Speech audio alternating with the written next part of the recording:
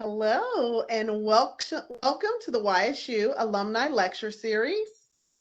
Today we are welcoming the great musician, Mr. Jason Moncrief. So everyone welcome Jason Moncrief. Hi Jason, welcome. Hello, everybody.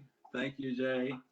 First, first I want to thank the Alumni Engagement for having me and my cousin Jayla for doing this interview with me and the Dana School of Music and Youngstown State University. I'm so excited to be here with you guys today.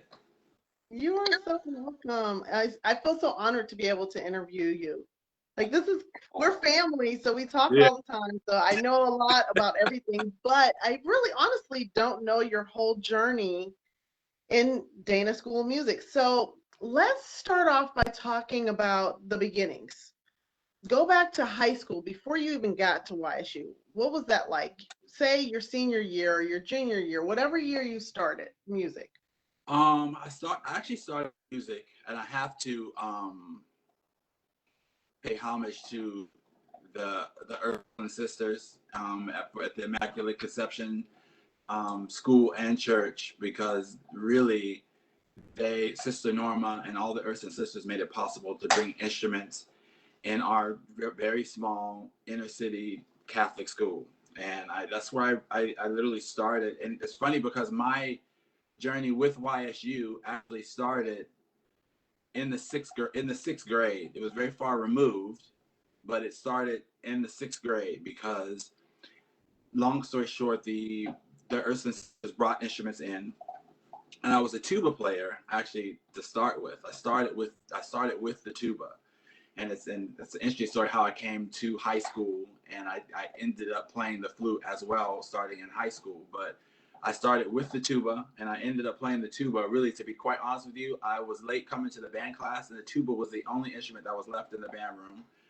And I I came I came out of sixth grade. It was actually a sousaphone, actually, and I came out of the school, and I had this giant sousaphone. And actually, my grandmother picked me up from the school, and she had no idea what this thing was. Like, she was like, "What is this? What do you put it in my car?"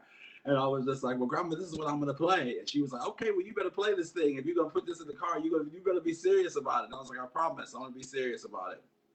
But that is how I started actually playing music. But the reason why I say that YSU was a part of that journey is because my very first music teacher, God rest his soul, was Bob Fitzer. And Bob Fitzer was a Youngstown State University alumni. He was an incredible clarinet player and educator. He was just moving back from he played with the Chicago Symphony, and he was moving back. He was moving back to Youngstown to teach and to live. Coming from his illustrious career as being a concert clarinetist, and how he got to Youngstown, how he got to Immaculate small inner city Immaculate Conception School in the middle of Youngstown, right off the freeway. I still don't know this day. I never really asked him, but Bob Bob came into our school, and he taught sixth grade band. And Bob was, you know, one thing I know about Bob is, like, even teaching, having had lessons with him in the sixth grade and watched him give lessons on a collegiate level, because Bob was the clarinet teacher at Youngstown State University when I actually went there too. So he got to see me grow all those years from sixth grade all the way to college. And Wow. he always taught the same. Bob was a very, very strict but very loving teacher, and he really believed in the community.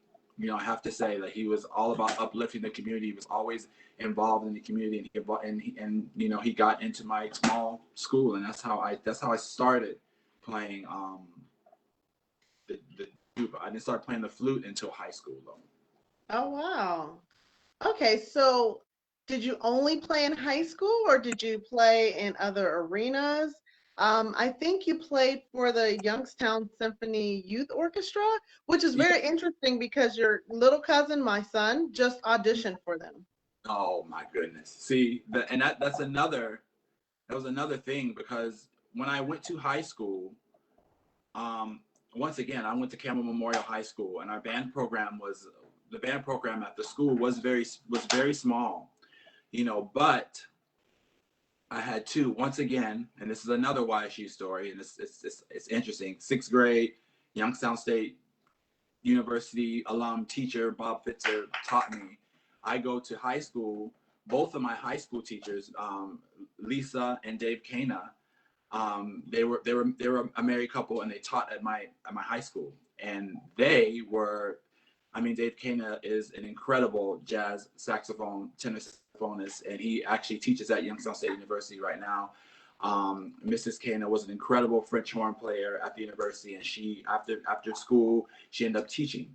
And they both pretty much, and that's I started playing flute because I had an interest in playing flute, and the both of them, you know, they pushed me toward that, and they, you know, I got taught, you know, with lessons, you know, in about ninth or 10th grade. They didn't want to have me have lessons there. They wanted to push me because they sort of saw, thank goodness, saw that I had talent, and they pushed me to, you know, be more engaged with Youngstown State University as a high school student, you know, which was to some could be a little different, but you know, I had a strong interest in music really coming into high school. I had a really strong interest in music, and I wanted, and they sort of grasped onto that and really pushed me in every way that they possibly could to get myself out there. And it was a little nerve wracking, you know, because I was a little nervous at first, but you know, I'm glad that they pushed me to do those things, and that sent me to with the youth orchestra, like you said. Well, first, before the youth orchestra, who got me involved with the youth orchestra was my first tuba teacher, John Turk, because I started my very first lesson with him. He's another person I have to give a shout out from Youngstown State University. I was in the 10th grade in high school, and that's when I took my first lesson with Mr. Turk. And he would give me hour-long plus lessons, you know, at the university as a 10th grader for like $20, you know. And at the time, and for him being a professional, you know, to take me underneath his wing and to really like mentor me in that way as a really young kid. And it just kept me away from so many things that were, you know, that were out there, you know what I mean? And he got me involved and introduced me to Dr. Gage, who I met at Youngstown State, that Mr. Turk and him, and they said audition for the Youngstown Youth Orchestra. So all around that time, the 9th and 10th grade, is when I was really in YSU a lot. I mean, I was actually in YSU at least twice a week, you know, during the school year.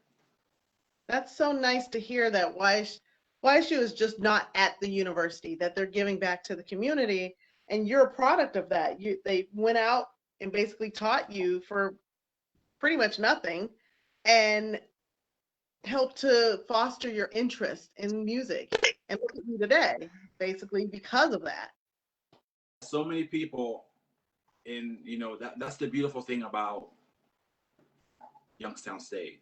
You know, I feel like that and it's sort of like, I mean, when you go there, it's sort of like it's like an unsaid thing, you know. Our music school at the time, I was really blessed to go to the music school where it was incredible. I was surrounded by a bunch of incredible musicians, and we had a bunch of incredible teachers. And the years that I went there, the talent was so immense that it was just a wonderful. I wouldn't have wanted to go to any other undergraduate program but YSU, because I felt like I got the best education that I possibly could. But you know, I'm just blessed that started at young. You know, I was able to start with all these people at a young age. So if you had to talk to the incoming music students, Dana students, or those who are thinking about coming to Dana, what are 3 pieces of advice you'd give them?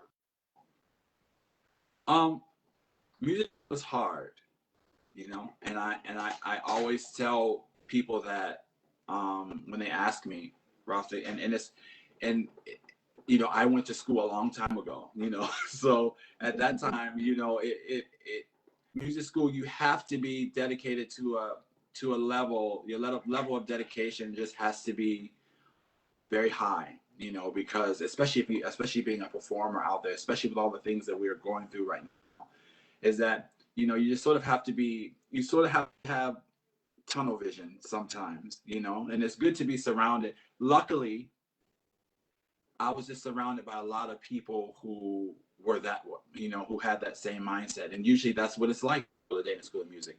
It's in the corner, you know, it's a very private music school, you know, everyone's in a tight little comfortable warm space, and you literally end up spending all of your day there, you know, like pretty much. So you just have to be willing to just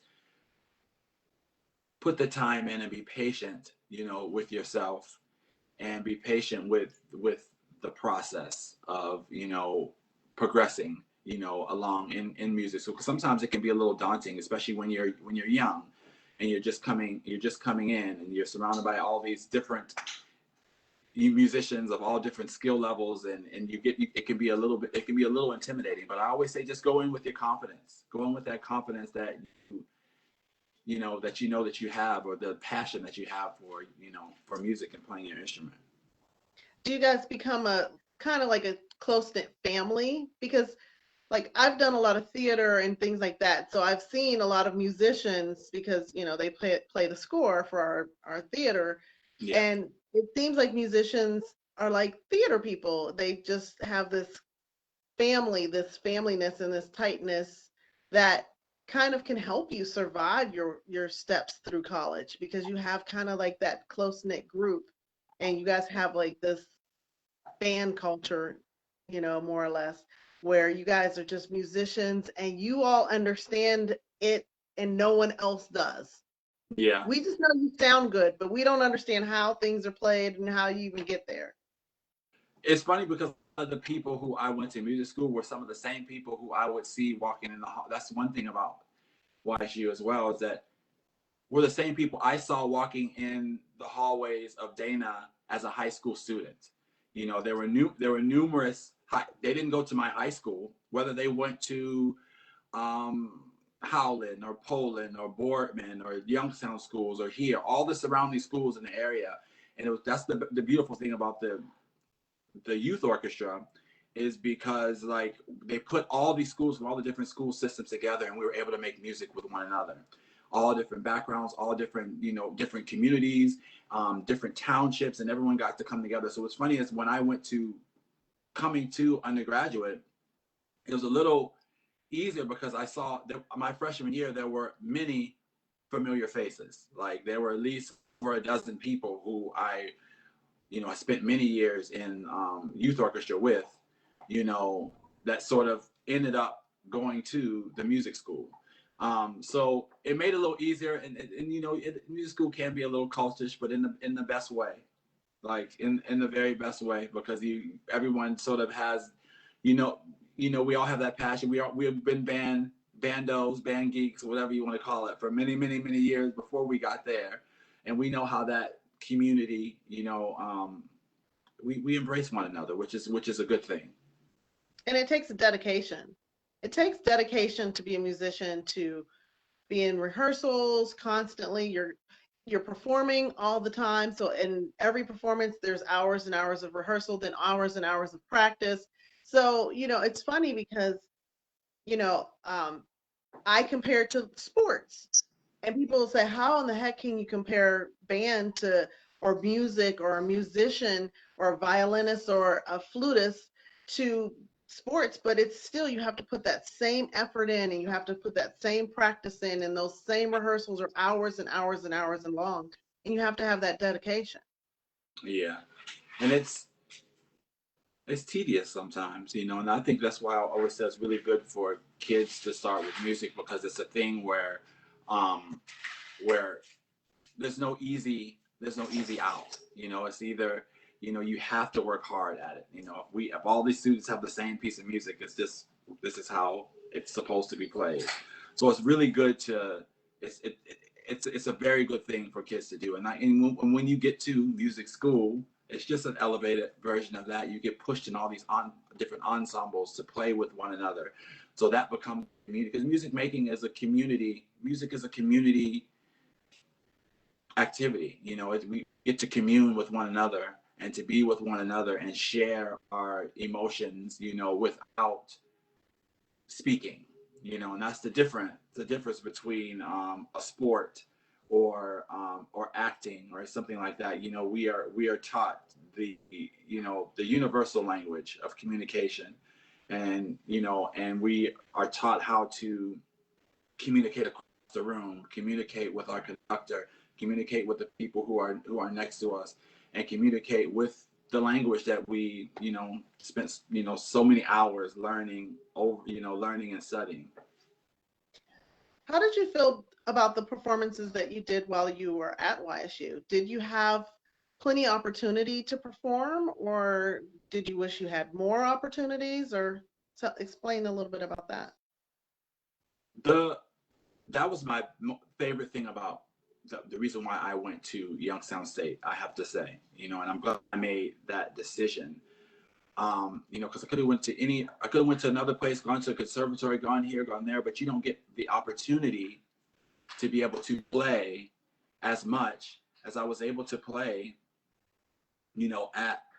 at Youngstown State. The pieces that I was able to play, that I may have sat in a larger school for many years and not been able to play anything, or because just there's been so many people in the school, not because of the talent, just because of how politics work, and there's just not a lot of. And another thing, I probably wouldn't have been able, I started playing flute in high school, thanks to my two band directors who really pushed me on both instruments, and I actually auditioned for college, at Kent State for both instruments. I was going to do flute or tuba, and I had to make a decision on which one I wanted to do. And when I got to Youngstown State, they didn't make me choose, Hmm. which was good. My major instrument, excuse me, was the tuba, but they allowed me while I was there at Youngstown to take minor level lessons, which were only 10, 15 minutes less than my major level lessons. I had to pay for it, but they allowed me to do it. And usually most of the time, my teachers would give me the full lesson. And I have to say that now, I did go to school for tuba, but taking those flute lessons the entire time I was there, and being able to play in my ensembles with my tuba, and to be able to play in ensembles and play repertoire on the flute as well at a very high level with very great musicians, I probably wouldn't have been able to do that at any other school. And I was able to play. I mean, in the wind band and in the orchestral literature, some of the pieces that I was able to play, most students won't get to play in undergrad. It just doesn't happen. It doesn't matter where you go. Because I mean, there's not that many orchestras in the place. And luckily, the teachers would just put rep in front of us, and that's one thing that I really appreciated about YSU, is that we were, at the time, it would sort of drive us a little, we go crazy, but it was always repertoire put in front of us all the time. We had sometimes 2-3 concerts, a school year, and there were long concert series, and the rep was pushed in front of us and gone to the next. We got to play so much music, and then we were always out performing these concerts and performing these things, whether if it was at the Butler, whether if it was at Stambaugh, whether if it was at Powers. We were always performing our works in numerous places, and with the wind ensemble and the orchestra. We were able to. Some people played in both. Some people played in numerous ensembles, but I feel like that one thing that I never had an issue with is when I left undergrad, is that I didn't feel like I was able to perform enough, that I didn't play enough pieces. I felt like that I was pushed to play as much literature as they can put in front of us for our ability. They always pushed us. So it sounds like you were overly prepared, and it sounds like they embraced both of your instruments and you got those opportunities. How did that help you when you graduated? What were your steps when you graduated? Or maybe even what were your steps right before you graduated to prepare yourself for, your future? It's funny because, like I said, one thing about it is that I was going to YSU, like I said, years before I actually went to the sorry, my little doggy is misbehaving. But right before right before I went to the college. But now, one thing that my John Turk, he's amazing. You know, after my family, of course, who really pushed me and really gave me the opportunity to play music and really always pushed me to do anything that made me happy. My teachers really pushed me and really allowed me to, to really shine, and never bit their tongue when they were instructing, which I really appreciate at this point. But at the end of my school year, I studied with Mr. Turk since I was in the 10th grade all the way through my years in undergrad. So at the very end, he was like, "Well, Jason, I'm not saying that I can't. I'm not saying that I can't teach you. I enjoy teaching, but I want you to experience another teacher." So not only was I able to study with him, he would make calls to his other tuba friends. Like I got to study with the tuba guy at the Cleveland Orchestra. I got to study with Dan Parentoni at Indiana University.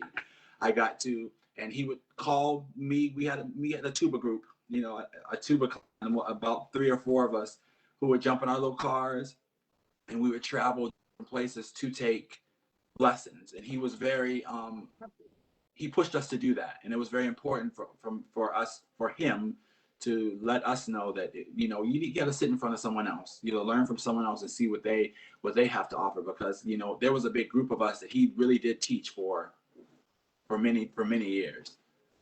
So after you know my career path was a little different, you know than most.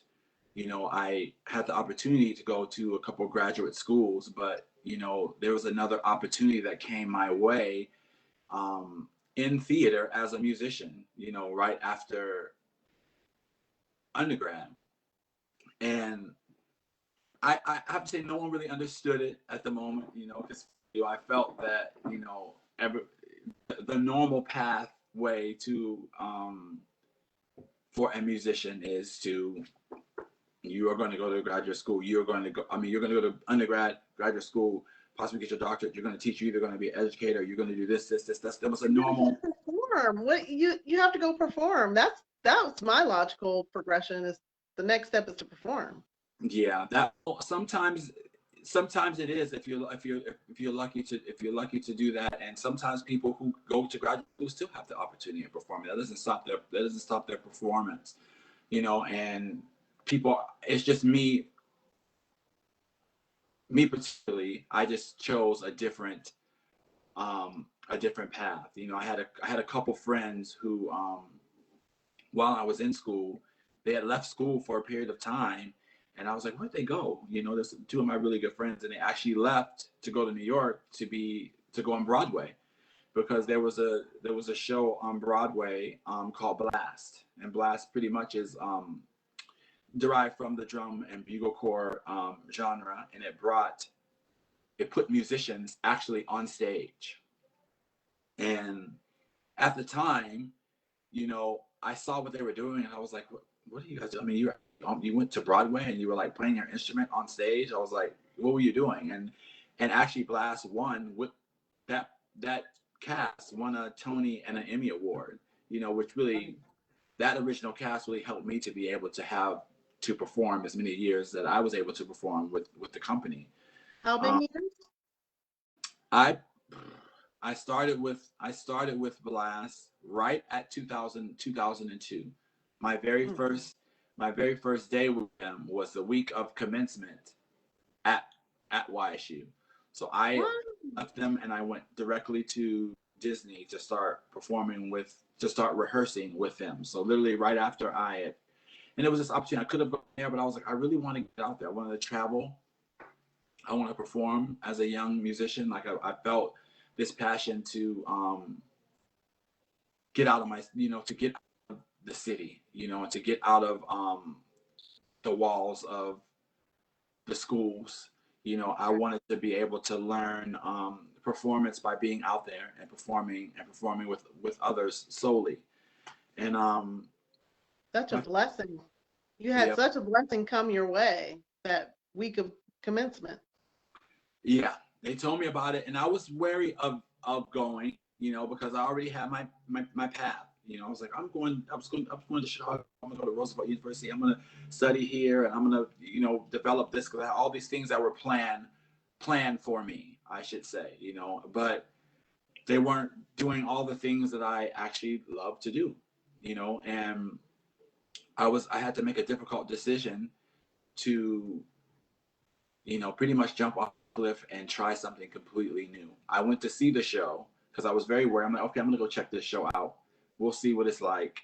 But when I actually saw the show, saw musicians up on the stage and having the platform that and being theatrical, I just knew that I was that type of a person. I felt like I was more than just a musician to sit down. I was so many other things that I really wanted to explore. And when I got to see this show, it really opened my eyes to so many things, and thank goodness for Jim Mason to, accepted me into the cast all those years ago. But it really opened my eyes to a completely different world that I would have never been exposed to otherwise if I didn't do it. So can you tell me how it felt the first day you walked on stage on Broadway? Well, I didn't know I wasn't in the Broadway cast. Okay, Um, well, the first day you walked on stage with the cast of Blast, wherever you were. it was very nerve wracking, but we spent many months rehearsing. We rehearsed when I started. I was on a path where I knew that we were going to go to Disney to rehearse for 4 months. We rehearsed at Disney for 4 months in Orlando. Then we were going on a year long United States tour. Wow. And then after that, some of us, they split the cast in half, and we didn't know who it was going to be picked yet. Where we were going to go to London and spend almost a year in London after that. And this is me at 20. This is me at 22. Coming from a very small town. And I just sort of, to be honest with you, I'm just very blessed, and I'm just very blessed to have a very supportive family that push me to never. They're like, go, do it. You know what I mean? If you have the opportunity to do it, you love to do it. Go out there and do it. I mean, don't be afraid. Never be afraid to take a chance. Because you never know.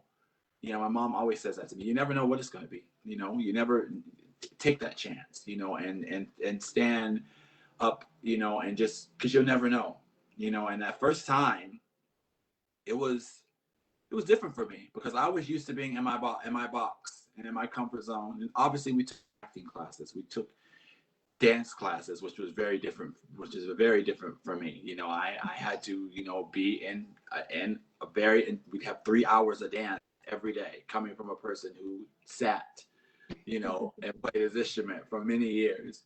And staging and all these things. And I was a little different from to start with the show because a lot of these people who did Blast had done drum corps. I didn't. I done marching band. I did marching band in high school and marching band at YSU, but I didn't do the drum corps activity. But it was still it was very hard. My first time on stage was very hard. They found out I played the flute, which I started as a tuba player. Then they found out that I played the flute, and that's sort of how I ended up playing flute a lot more because they sort of switched me to just almost primarily playing the instrument because they wanted to cast me as that. So it just really, I was really happy that I had all that training at YSU and they allowed me to really, special thanks to, Louis Turk, um, Nancy Andrew, and Catherine Humble, who really sat with me and never treated me like, they never taught me like I was playing a double. Mm. Doubling on an instrument. That was, I mean, there's a thing at YSU. I mean, if you go there as a music student, that they tell you that there's no double when you sit in front of this instrument. That's how the instrument it should sound how the instrument's supposed to sound. You know what I mean? And I really appreciate that that push. You know, if I wanted to play for ensembles, I had to audition and with the same audition music as flute majors audition with. You know, it wasn't, nothing was watered down for me, you know, and it was always, I was always pushed to be the very best that I possibly be. And it was up to me to push myself. But that very first time on stage was, I felt good. You Good, know, good. I felt like I overcame so many things, you know, and I was doing something different, you know, than I would have ever thought I would be doing. So did you get cast to go to London? Yes, I did. I am very in a. That's when they sort of really my role when I went to London. I was solely pretty much playing the flute, and I was more of a lead feature performer that year, and I had a lot more responsibility, you know. And I thought that, you know, at that time, at 23 years old, I was at 23, and I was like, oh, I got it. You know, I made this USA tour. I finished it. I'm amazing. You know what I mean? It's I got it.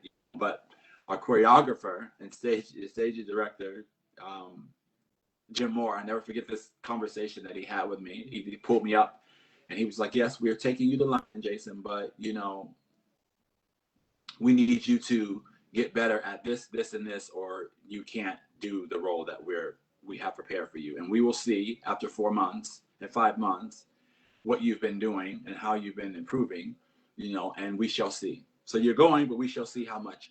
The harder you work, the more you're going to be featured, and the more you're going to be put out there.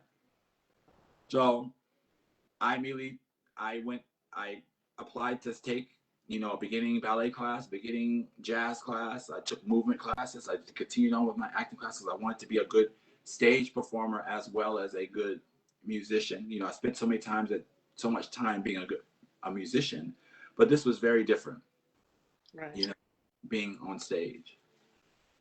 Awesome. Well, I'm going to let you know we don't really have any questions, so feel free, everybody out there in Facebook land, to ask questions. But Jason, lots of people are wishing you well wishes and saying hello. A few people are Tao Guthrie, Lisa Steingerwald Kana. I know I'm Oh, messing it all up. that's Lauren Frank, Catherine Bright, uh, your mom, uh, Michael Zupscan, and a lot more. Everyone's wishing you well and loving everything that you're saying and love hearing about your journey, including yeah, myself.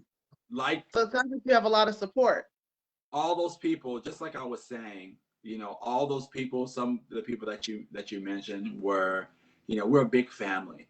You know, we're a really big family. And one thing that I can say, another thing that I can say about YSU is that I went to a school that was so diverse, Mm, very, very, very, very, very diverse. You know, I didn't experience a lot of the things that are going on where people feel of the racial tension and all these things. I can honestly say I never experienced that while I was at school. I never experienced that when I was in high school. When I was coming to ISU, I never experienced that. When I went to the university, it was all about the talent. that's awesome. It was about the talent. It was about the work. It was about the music. So we all created a big. Some of those people that you met, Mike Zupshan and Teo and Katie White and Mrs. Kana, Lisa Zagaro Kana. She's actually my high school director, who you just said she signed Nice. on to see her, but they created a. I didn't experience those things until I left. I'll leave it there. Okay. You know, I got to experience the real world when I left out of the bubble that Out was of your little bubble. the little bubble that I had at Youngstown, my Youngstown experience. You know, because I was always embraced for the person that I was and for my talent. Mm. And So you go ahead. went from Blast, and then what happened next? You were there I and did, I did Blast for many years, on and off for many years, from 2002, and my last Blast tour was about 2 years ago. So oh, I did on and off for many years. I did like nine. I've done 9 Japanese tours. I've done. how was it performing overseas? It was the best.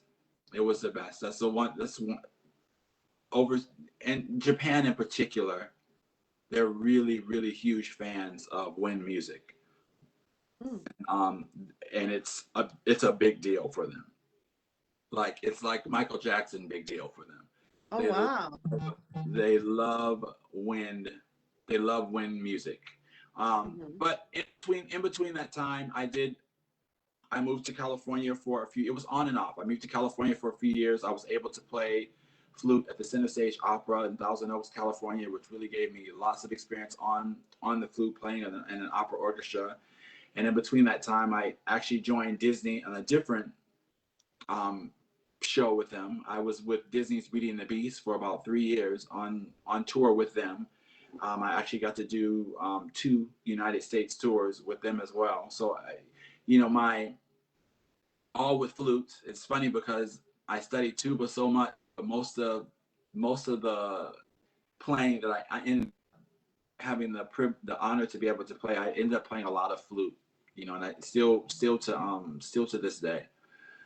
So I've actually slowed down a bit with the touring because it's it can be taxing, and I'm at an age where I'm had to settle myself, which is good. The last tour I did, I wasn't on stage. I was music director for the company that was on the road, but so I just took a step back and was focusing more on my putting together my personal show that I was able to put on here in Columbus, and to just get a little bit more into performing. Well, before we jump up to Columbus, I'm going to go kind of backwards a little bit. Michael asked, what was one of your favorite or unique parts of performing in Japan? The most unique experience about performing in Japan is, and I don't need to be a broken record, is that how much they love the arts. Like it's very, and I can explain it by traditional theater in the United States, sometimes can be very, it's one or the other. You get huge theater buffs that are really excited about going to the theater, or you have, your tea and crumpets type of people who have the money to go to the theater and they're just there, for the effect, but over there, you you feel the love and they're very invested Mm. into. There were some people who literally, and I could say like our theater tickets over there, if you want to convert them from yen to dollars, I mean, a seat is probably $120, and there were people, there were fans there during the course of the tours that were there that bought 7, 8, and 9 tickets to see the same show. You know, we had super fans that would come to see us perform, who knew us, who gave us gifts after the show, and it was very different because as a performer, you're used to performing, but as a classical musician, you're not used to the stardom ish of it as a young as a young person, but it humbles you, if it should humble you, and make you appreciative of so many amazing things. And the culture is just completely different, over there. And being able to play music um, in a completely different culture was very, very good. And the language, and like I said, the universal language, I always say, that's the best thing about going somewhere else where they don't speak the language. They know you, and all these people knew me just by my music, you know, and or my performance or what I was doing. That's how they knew me. Regardless if I couldn't speak 2 words to them, That's that's the most beautiful. beautiful thing. They came to hear me play, and that was very humbling, and I was very appreciative of it. So tell me a little bit about the show that you created after that when you got to Columbus. You said, you went from there, then you went to California for a while, and then you started focusing on your own personal show. Tell me a little bit about that.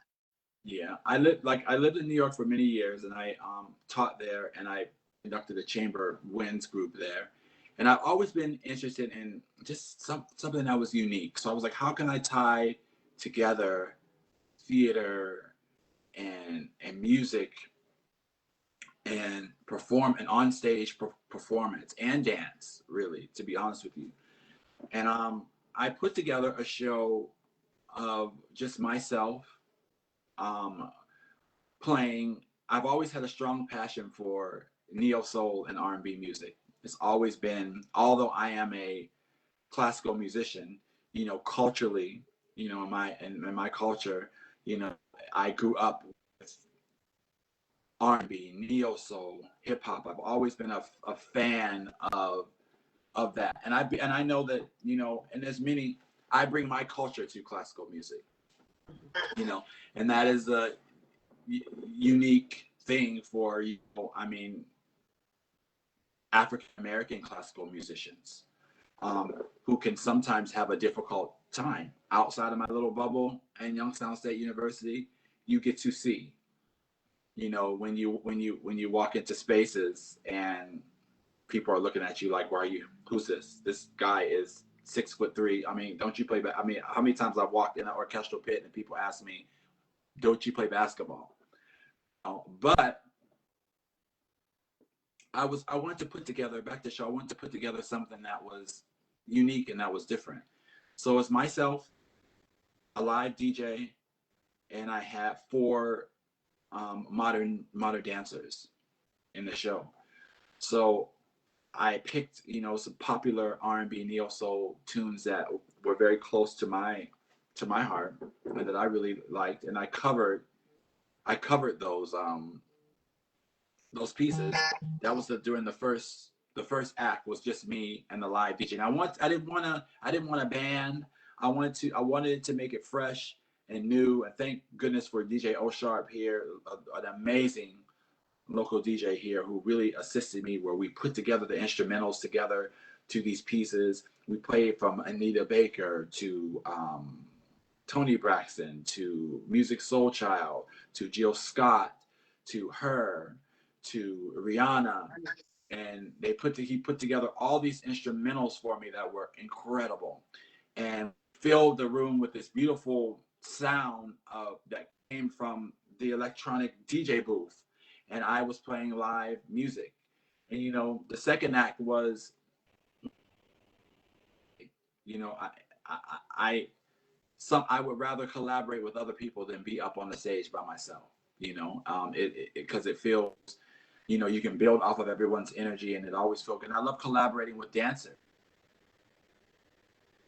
with my experience, with all my on stage experience with Blast, that I want to push it a little bit further and bring it to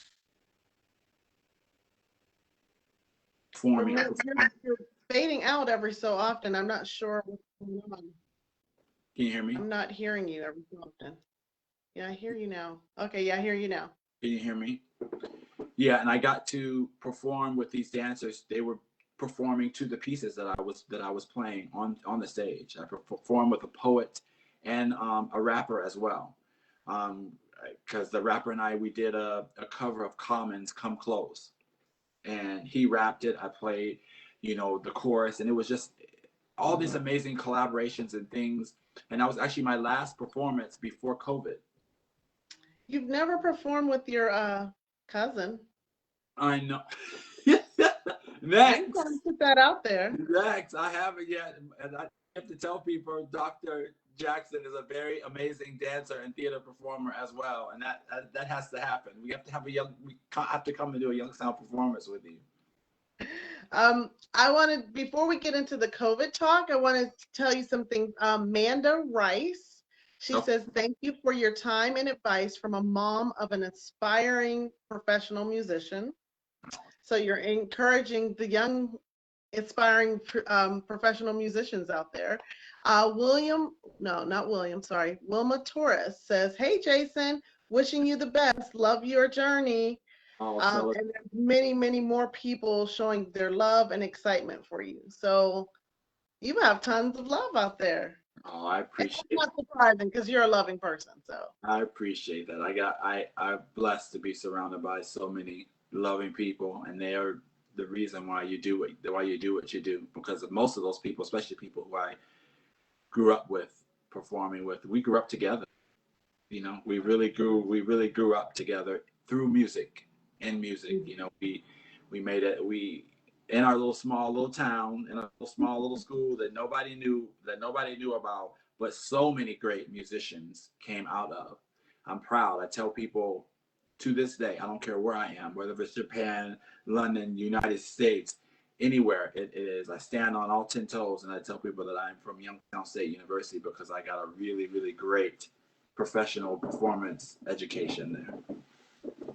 So let's talk about COVID because we can't get away from it. And actually, numbers are going up. So I know you were touring. I know your last performance was your own performance, but then COVID hit.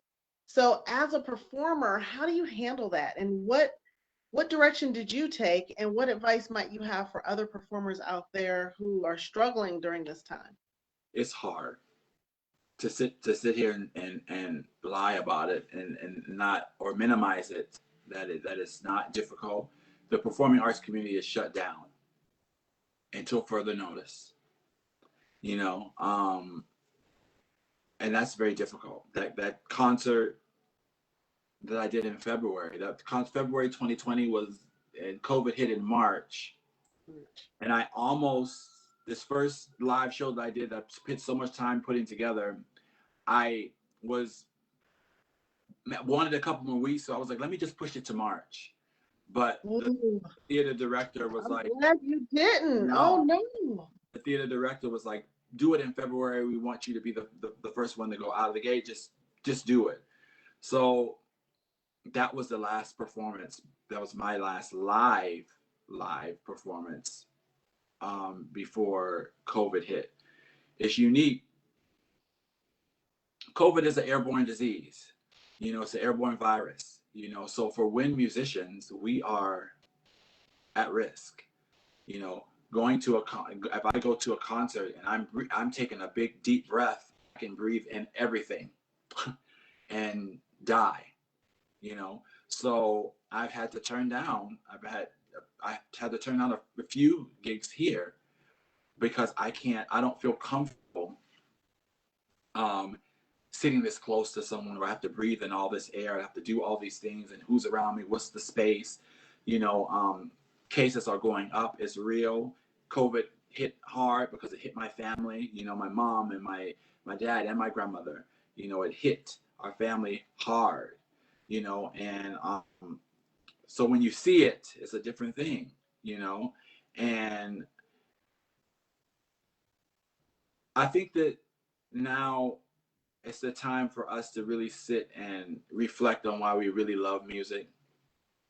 Go back to those sixth grade days, to why you started and why, and all those teachers who really inspired you, and all those people who really um, pushed you into the art. And because you have to really dig deep, you know, right now, because we don't know when you could sit in an orchestra again. We don't know when a theater is going to be open again, so you could sit in a pit.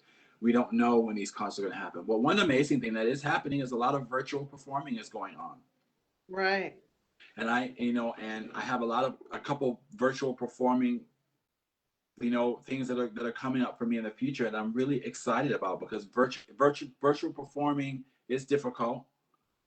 It's not easy at all. You know, it's the delay, you know, just the impersonal parts about it. It's just, you know, for a live musician, it's sort of like a horror when you first have to do it, and learning how to do it. You have to untrain yourself so many things that, you know, that are so close, that you're so close to being a musician.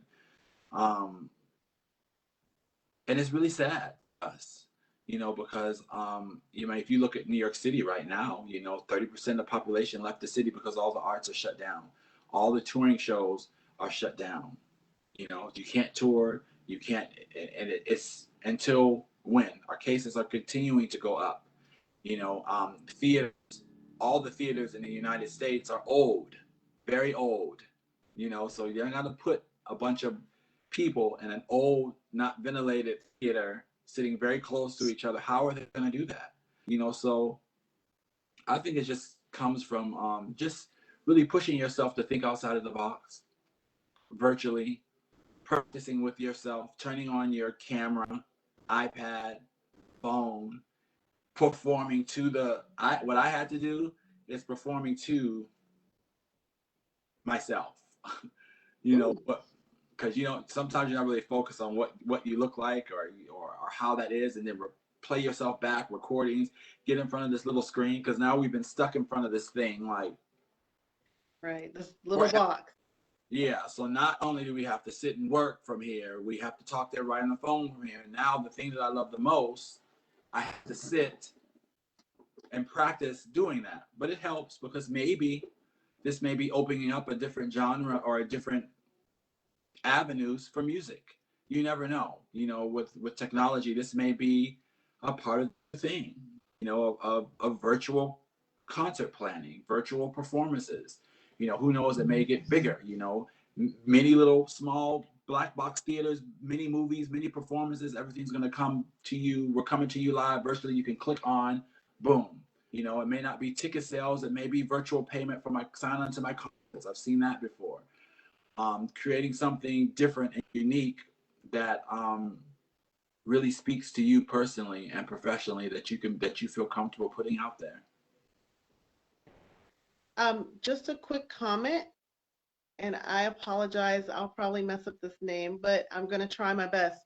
Yayoa, Yayoi Kanda Oh yeah. says many fans are waiting for you to come back to Japan.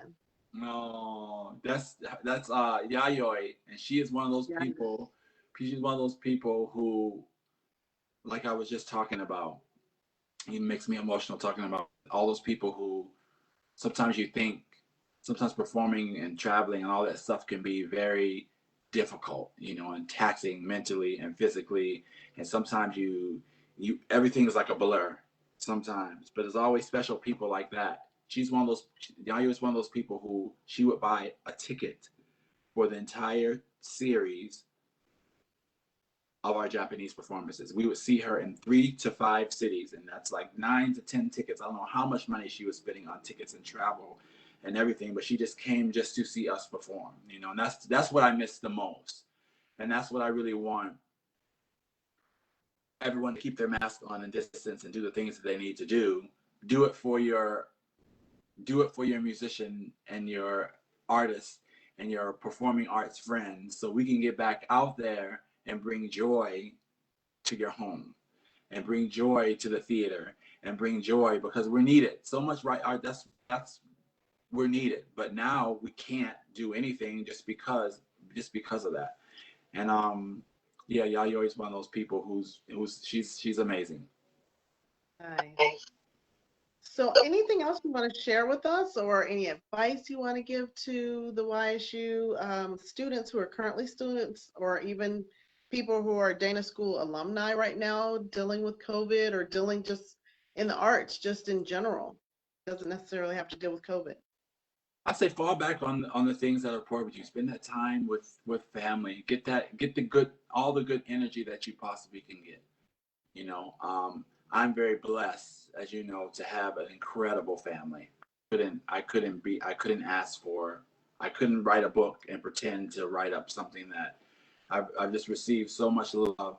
And if it weren't for that, for their love and support, all of them, you know, through being a musician, and through putting me out there, push your kids, if your kids like music, you know, push them, let them know that it's not going to be easy, but let them know they can't quit right away. And I was told that if I'm going to start something, I'm going to at least do it for a season to make sure you really don't, you really want to do it. And I really want to thank, my mom and my dad and my grandmother and my sister and all the teachers who really helped me in all those years, especially at Youngstown State. If it weren't for all my teachers at Youngstown State, I would be nothing. They took me in, being a kid that coming from a family, we didn't have very much, but they took what we had because they saw the talent. They saw the talent in me, at a very young Mr. Turk, John Turk, and Lori Turk.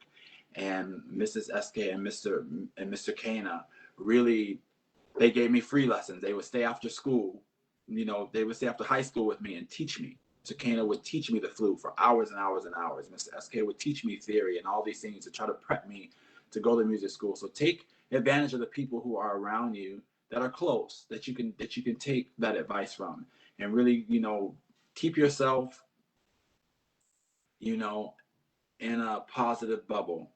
I'm learning how to do, and that is an ongoing process, as we all know. And I have to work on that every day. Sometimes I'm good at it, sometimes I'm not. Because that affects your musicianship. It affects what you're putting out there. And I also tell people too, if you feel like taking a break, take a break. Right. Put your Right. put your instrument down and take a break. But always pick it back up though. Always pick it back up. Of course, always pick it back up. But sometimes we go through the motions. Sometimes just because we happen to be a musician and we go through the motions and we end up, you know, just being these machines because this is what I do and this, and then we forget all these things. And I have done it. I have done it myself. And there's times where I say I need to put this down for a few weeks or a month and nothing. So when I come back to it, I it's a new, it's like somebody pressed the restart button, and that's what I can say. Those few things, and don't let COVID discourage you. It's here, but it's going to be gone, and we're going to keep the work up because we're going to need all different genres of music, performance, and creatives to be able to be at the forefront of Of the a culture. comeback. We need to lead. We need to lead the culture of the comeback, like you said, because they're going to need us, and they're going to need us at our best, and all that energy that we've been bottling up, we're going to be ready to just release it. Do you have any creative plans?